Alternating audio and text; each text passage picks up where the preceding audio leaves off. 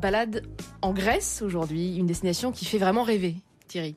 Oui, alors, elle fait rêver et il y a des fleurs absolument splendides. Et s'il y en avait une à découvrir absolument pendant ces vacances en Grèce, ce serait la grande acanthe.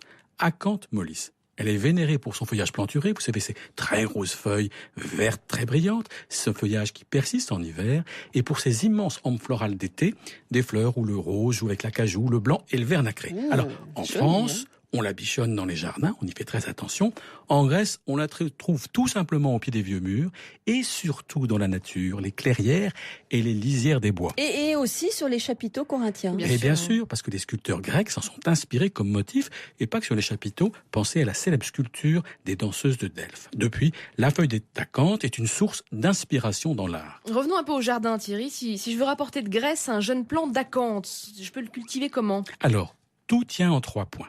Le premier, l'acanthe est radieuse quand elle est au soleil le matin, mais elle préfère l'ombre l'après-midi.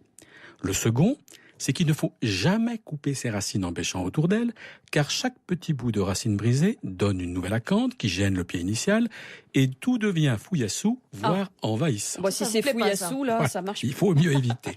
Alors, le troisième, en France, souvent les hivers sont plus rudes qu'en Grèce, et le gel abîme parfois les futures tiges florales qui sont à l'état de bourgeons en ras de terre. Ah, et alors vous avez un truc pour les protéger ? Ben oui, c'est tout bête.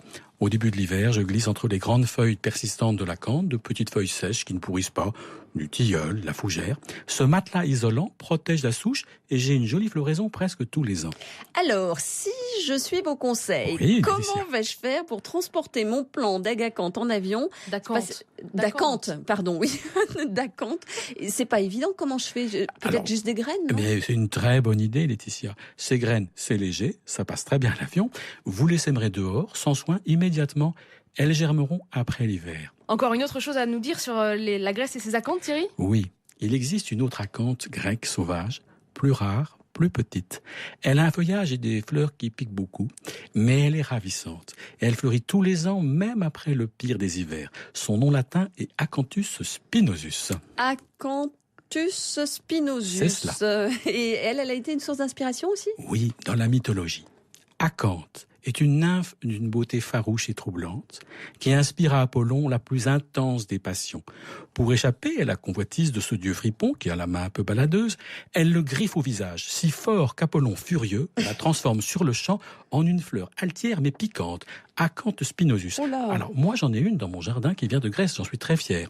Je suis tombé amoureux devant ces fleurs, mais je me garde bien de les approcher de trop près. Qui s'y frotte s'y pique. Absolument, elle me plaît bien cette Acanthus spinosus. C'est bien que les fleurs se défendent un peu. Tout à fait.